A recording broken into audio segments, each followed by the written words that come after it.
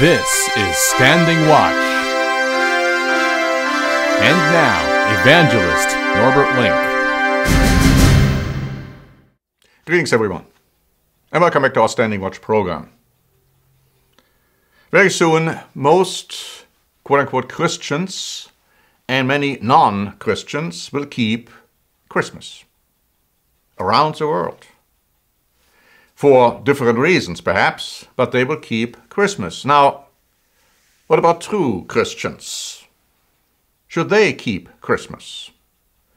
If you have watched our program over the years, you know that we clearly state no. We have a booklet prepared. It's absolutely free of charge. It says, "Don't keep Christmas." A provocative title. And this booklet goes into the history of Christmas. Something I don't necessarily want to go to and through today, but I want to give you a few interesting facts which you might want to think about if you are perhaps not quite sure what you should do next week when the world keeps Christmas. Now, this is an article which was published in December of last year, 2017, by the New York Times. It says, "Is Christmas a religious holiday?" A growing number of Americans say no. 90% of Americans celebrate Christmas in some form. 56% of Americans believe that the religious elements of Christmas are emphasized less now than they were in the past. But only 32% of Americans say that development bothers them either a lot or some, according to the study. In 2017, 55% of Americans said they celebrated Christmas as a religious holiday. 4 years ago, 59% of Americans said they celebrated Christmas as a religious holiday. The most change captured by the survey from a theological standpoint may be the declining number of people who said they believe the biblical story of Christmas. And so it's talking about the fact that only 57% believe that there was a virgin birth and that there was a star leading the wise men to the place where Jesus was. You see, at least in 2014, there was 65% believing that. You know, of course, the Bible doesn't say anything about Christmas, and it doesn't most certainly say that this was happening around Christmas, December 25, it couldn't have. But the facts are the facts. And yes, there is a virgin birth. Absolutely. Now, if Christians keep Christmas and don't even believe in the virgin birth, what hypocritical conduct is that? An article by National Geographic, dated December 5, 2018, talks about the dark side of Christmas. Many people today don't know the demonic influence, but historically it has been there. It's still there in many countries around the world, and I'm talking about blatant demonic influence. It says here, when listening to the radio in December, it's unlikely to hear holiday songs singing the praises of Krampus, a half goat, half demon, horrific beast who literally beats people into being nice and not naughty.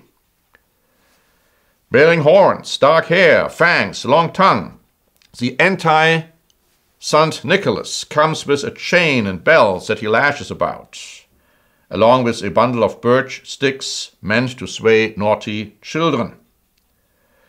In Catholicism, St. Nicholas is a patron saint of children. His saint's day falls in early December, which helped strengthen his association with the Yuletide season. Many European cultures not only welcomed the kindly man as a figure of generosity to reward the good, but they also feared his menacing counterparts who punished the bad. Parts of Germany and Austria dread the beastly Krampus, while other Germanic regions have Belsnickel and Knecht Ruprecht, black-bearded men who carry switches to beat children. France has Hans Trapp, and some of these helpers, such as Black Pete in the Netherlands rather, have attracted recent controversy. Now, Krampus' name is derived from the German word Krampen, meaning claw, is said to be the son of Hel in Norse mythology. And it also shares characteristics with other demonic creatures in Greek mythology. According to folklore, Krampus purportedly shows up in towns the night of December 5, known as Krampusnacht or Krampus Night. The next day, December 6, is Nicholas Day, the St. Nicholas Day. A more modern take on the tradition in Austria, Germany, Hungary, Slovenia, Czech Republic involves drunken men dressed as devils. Now here we see the clear-cut connection. Now some may say, yeah, but I don't do that. Doesn't matter. It's all part of the Christmas package, you see. It says here in the United States, people are embracing the dark side of Christmas with Krampus movies, special Krampus television episodes, people searching for ways to celebrate the Yuletide season in non-traditional ways. National Geographic wrote on December 1, 2017, that all these figures date back to pagan celebrations of December 22, which was later adopted, it says, by Christians. And the drunken men walking around now these days, it says, that's more similar to the old type of the American Christmas as it used to be. For people before the 1800s, Christmas was not a domestic, quiet holiday. It was a holiday that was characterized, by revelry. It was sort of like a combination of Halloween and New Year's Eve. You see, that's what Christmas originally was. But how did it become even popular in the United States of America? How did we come to the point that we are keeping it today in such vast numbers? Now, history wrote on December 13, 2018, that before the Civil War, Christmas was not an official holiday in the United States, nor was it celebrated across the country. In early New England, Christmas was looked down upon by Puritans and Calvinists. In fact, they didn't keep it. During the 17th century, Massachusetts imposed a fine for those who would keep it, and schools were open. It wasn't observed as a holiday at all. Then it says, Christmas in other parts was celebrated in a variety of ways, most depending on the country of origin of the immigrants who celebrated it. And in the South, it says, traditions from Africa were incorporated by the slaves. And the Civil War then changed all of that, because now it says children's mothers, aunts, and sisters of those who were fighting experienced Christmas as an agonizing reminder, and they were filled with anxiety and with grief and with depression around Christmas time. And then, after the war, Christmas was made a holiday in the 1870s. So Christmas was born in the way we have it today due to war, which is amazing if you think about it. Christmas was a time of grief and of anxiety and of depression. And we are being told today that Christmas is the highest risk for heart attacks.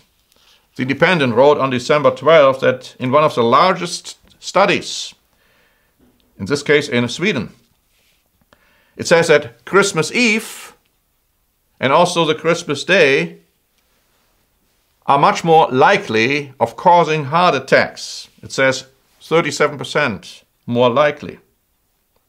And also New Year's Eve is another one of those. Now, let me ask you this question. If Christmas is such a day of peace, such a day of tranquility and of hope, why so many heart attacks? Why so many cases of depression and grief and anxiety, and I might say alcoholism? Why? You think that's a day which is blessed by God? It doesn't appear like that. In fact, the whole Christmas story, and I'm not talking about the biblical facts now, but the whole Christmas story is built on lies, blatant lies. I have an article here by a paper from New Jersey, dated November 30 of this year. It says a Morris County school district is apologizing for a substitute teacher who told first grade students that Santa Claus is not real. And then parents were upset when they heard that. And so the principal wrote to the parents, I was heartbroken. It says, that shouldn't have been said. He said, he's spoken with a teacher about her poor judgment. But you see, my friends, the conduct by the principal was wrong. The conduct, the reaction by the parents was wrong. What the teacher said was right. He was telling the truth. But the people didn't want to hear the truth. They rather would want to perpetuate the lie. And what was striking to me was the reaction from some of the parents and what they wrote. Here, one person, what a sick jerk, and probably a emotional abusing person, the substitute teacher. Another one, such a teacher should not be allowed to come in contact with kids. Another one, how very sad that someone would rob young children of the chance to have something positive for a change. Another one, young children are looking forward to some wonderful volunteer elves on Santa's employ to make a better Christmas than would otherwise be possible. Shame on the teacher that would rob little children of an important part of their childhood. Here are parents who are willfully lying to their children and get upset when the lie is being made manifest and exposed. Is that the kind of worship we as Christians should be engaged in? You see, many years ago, a booklet was published, Babylon Mystery Religion. It was published by an author, and the name was Ralph Woodrow. I have this here. It is very accurate when it comes to the origin of Christmas, showing how pagan these origins are, and making clear that as true Christians we shouldn't participate in Christmas celebrations. And then subsequently this author changed his mind and said, oh, it's perfectly all right to keep Christmas, even though it's all pagan to the core. And many have, unfortunately, taken that same position. Oh, we don't care. We don't care where it's coming from. But you know, we should care.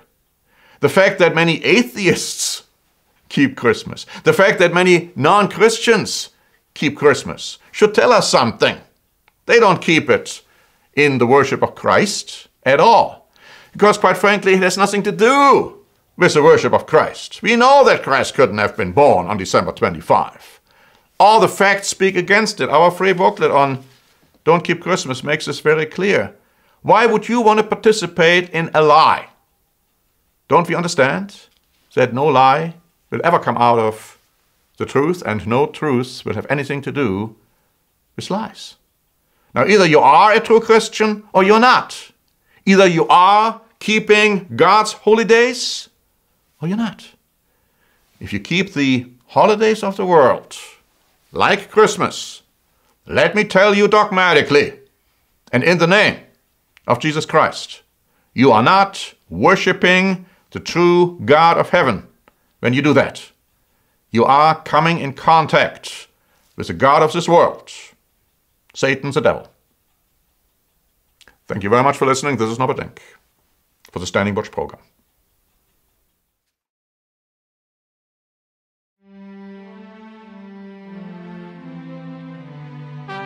Standing Watch is a presentation by The Church of the Eternal God, P.O. Box 270519, San Diego, California 92198. More information is also available at our website, eternalgod.org.